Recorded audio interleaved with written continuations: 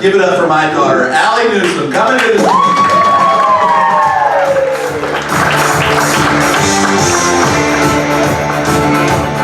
Hi, Third Coast.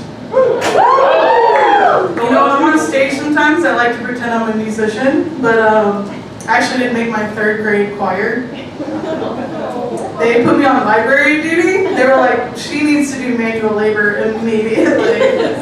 It's okay, because she died young. The teacher. Kind of like how I didn't start stand-up for a while because I was just waiting on some of my family to die so I could talk about them. Except my dad. I wanted to disappoint him from afar. We don't talk. Y'all are like, you're literally wearing a bra on stage, Allie. We know you don't talk to your dad. It's a good point. It's a good point. I don't even know if he knows how old I am anymore. I just turned 30 this year. Give it up, thank you. My frontal lobe is developed. And I do feel myself getting older. Like, I recently started to read my porn instead of watching it. Which is, it's harder than it seems, right? Because you have to like hold your book and vibrator at the same time. It's like an extreme version of the game you play as a kid where you're like, so the stakes are higher because I want to finish. I think the best part about that joke is I still can't do the motion right. It also doesn't help that I'm a college student at 30. And whenever I'm on campus, I feel so fucking old there. And I always get called a MILF. I'm not a mother. I am barren. But for some reason I have breastfed a lot of men before.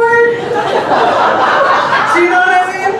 There's like a difference between like foreplay and a 4 a.m. feeding. It's just, when I start to play Candy Crush, I feel like we're done. I did that joke the other day and a man came up to me afterwards and he was like, did anything come out when you did that? I was like, me just now as a lesbian, get the fuck away from me. Jesus Christ. I don't know, man. I did go through a hoe phase in my 20s. Anyone else? Where my hoes at? Hell yeah! I knew they'd find me. I've actually retired a couple years ago, but my license is still active. I know I have that vibe though because my friend's mom the other day was like, you look like someone. And I was like, oh fuck, who? She said Mary Magdalene, the prostitute from the Bible. So I know I still have that vibe. I had like 1 year I went on a Tinder date every single night. And I tried to get a sugar daddy at one point. And the only man I ever met was a man who gave me $20 at a time and was emotionally abusive. So I was like, I've got that at home, right? My dad's right at home, homemade trauma. At least I know what's in it. But I was went out with a guy who was into BDSM. Not my thing, not here to shame, but on the date he was telling me he likes to keep women in dog kennels. That wasn't even a red flag to me, right? I was like, I'm not claustrophobic, I'll try it. It was when he looked me up and down and he was like, the kennel would be really big, right? Like, big enough to fit a Great Dane. I was like, okay, you don't have to body shame me and put me in a kennel. I already have body image issues, right? You know you have body image issues when you get an x-ray and the nurse tells you to stop posing. She was like, could you turn to the side? I was like, that's actually not a really good angle for me. What if we do like just silhouette? You know what I mean? She was like, could you please leave? Oh, like you're not gonna tag me in any of these pictures, are you? She's like, please get out of here.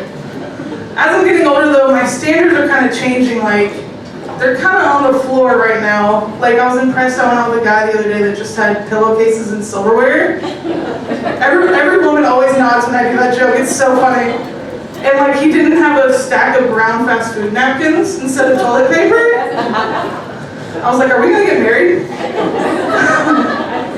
Sexually though, my standards have always been kind of high. I've always known what I like sexually. I learned how to masturbate really young. I used to have this like giant stuffed globe that I used to hump as a kid. I would like close my eyes and pick a place and get myself off to it. And I think that's why I've always dated interracially. You know what I mean? You know those like bachelorette trips now, they're like so exotic all the time. My friends are like, Allie, you gotta come with us to Puerto Rico. I'm like, I've come there about 20 times already. So, no, I'm just kidding. I actually fucking love going on those trips. I don't know if y'all know this, but mama's actually the same in every language. And I can always find someone who wants a 4 a.m. feeding. My name is Allie.